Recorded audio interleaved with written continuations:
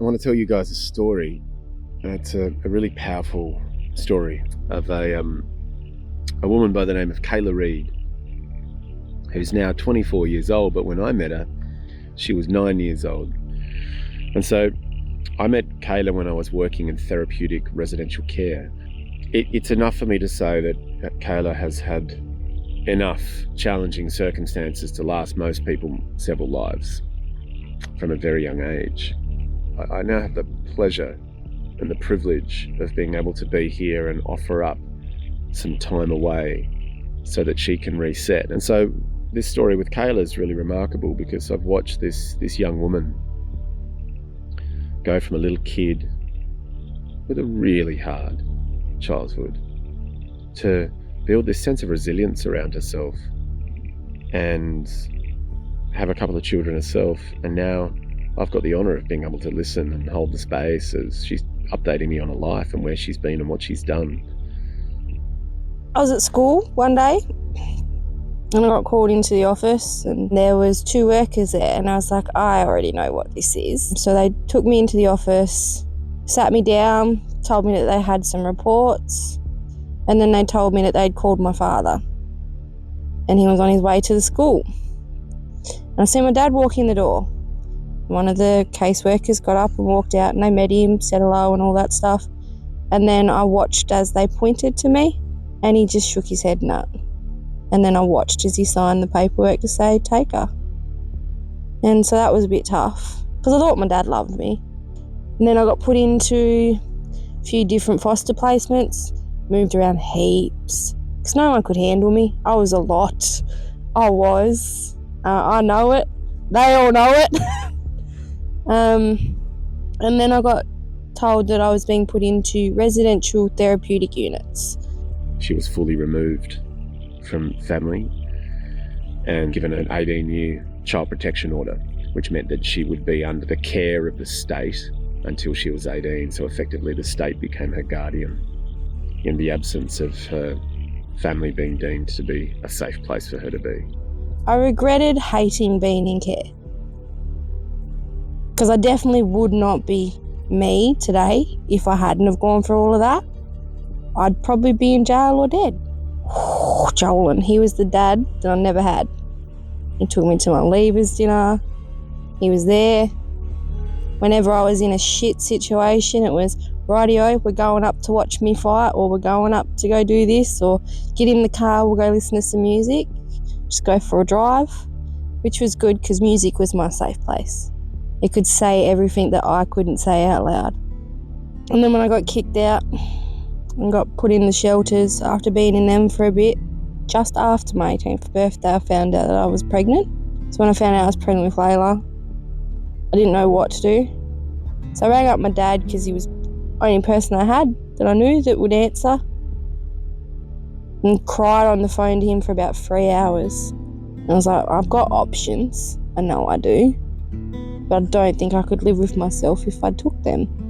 So, stood up, brushed off my shoulders and did what needed to be done. Got a house, stopped getting in trouble with the police, gave up dope. But yeah, my kids pulled me out of the very dark hole that I was in. I think once I got kicked out of the shelters, I'd been kicked out of Resi. Child protection had wiped their hands of me the moment I turned 18.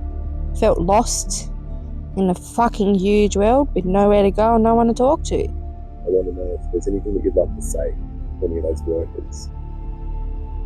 I'm very, very sorry. You all deserve the world. You look after kids that have had nothing, been treated like shit. And in return, we treated you like shit. Because we didn't know. We didn't know how to deal with it. We was angry. Angry at the world. Angry at everybody around us. Nobody had showed me love, so I didn't know what it was. I didn't know that you cared for me. I thought you was just there for the paycheck. Because a lot of them were. But there was them rare few. Like you, Stacey, Joel and Scotty. Like when Scotty left, that broke me. absolutely broke me. And then he came back, and then I got kicked out. I haven't seen Kayla for quite some time. Long story short, she reached out a couple of weeks ago, seeing the work that I do. And Kayla and I had always had a great rapport. She definitely had some challenging times in that house, and but that's the nature of being removed from your family and really feeling like you're doing it alone in this world, and that surrounded by paid employees to effectively bring you up. And so now I've got the privilege of, and the honour that Kayla's reached out and asked if I could take her out, because she just desperately wanted some time around campfire and to camp, to be in nature. So what do you think it is? What's the special thing about nature that enables you to feel open and be able to share life with you? It's the earth, it's the trees, it's the blue sky, it's the fresh air. It's not noisy from like cars and people, and it's quiet. I don't feel judged. I don't feel like I'm being watched. Like it's free. I feel free. I've always very much lived within my own head, and it's always the worst case scenario. Never think of the positive. It's always think of the worst case scenario, because then you can never be let down. Because I was let down a lot as a kid. Like, I should have been protected. And everyone's like, oh, but it made you strong. I didn't need to be strong. I needed to be a kid. I needed to be cared for. I can't change it now. I can sure as shit make sure my kids don't go through it. No one deserves to have to be strong as a kid. Just be a kid. Just be free. Tired of being an angry person all the time. Just want to be happy. Just want to let it all go. I'm still quite an angry person. I'm working my hardest to change that. Like, sometimes, say Layla's outside playing and she'll start putting sand in the dog's water or something. It makes me a little bit grumpy, so I start to yell. I don't want to yell at my kids for just exploring and playing, and it's natural. They're learning to associate things with things, and they're still learning. She's only 4, and I've got to remember that.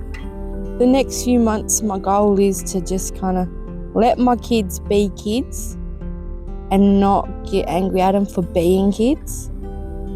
Like, I see me driving with my 2 kids in the back seat, just going out for wild adventures and taking them to the beach, to the park, just letting them have memories, good ones, not ones of mums always yelling, losing their shit. I want to talk about the power of nature as a therapist.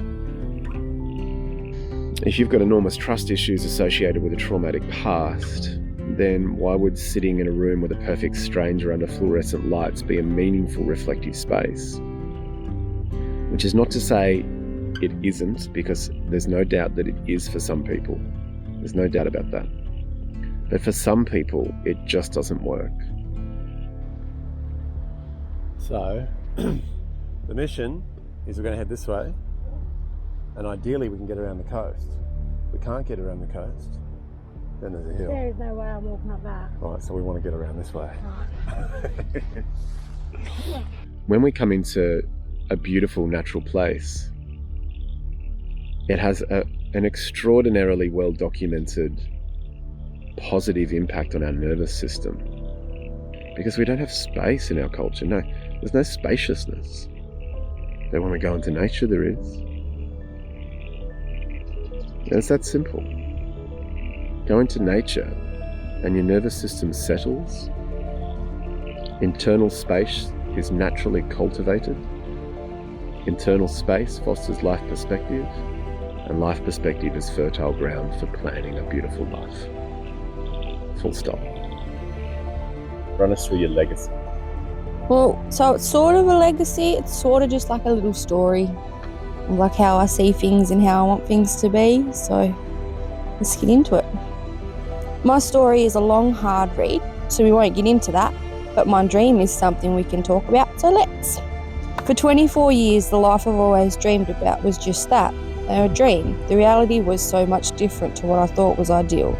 It was filled with pain, anger, sorrow, but today it all changes. I will walk the long, hard road to my dreams, where life is simple, happy, and peaceful, where my children won't have to worry about where their home is and food for their bellies. It's a life of happiness I want, and for that, I need to let go of my childhood and focus on being the best parent I can be.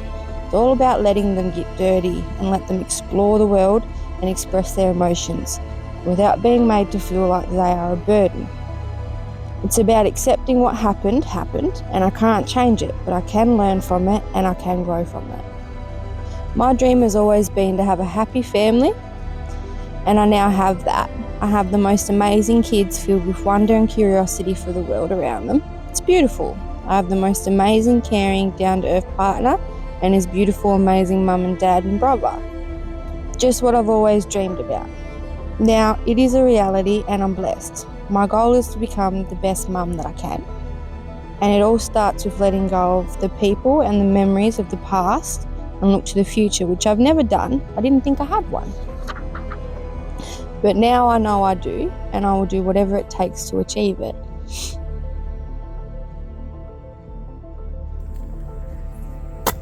Come on! Come on!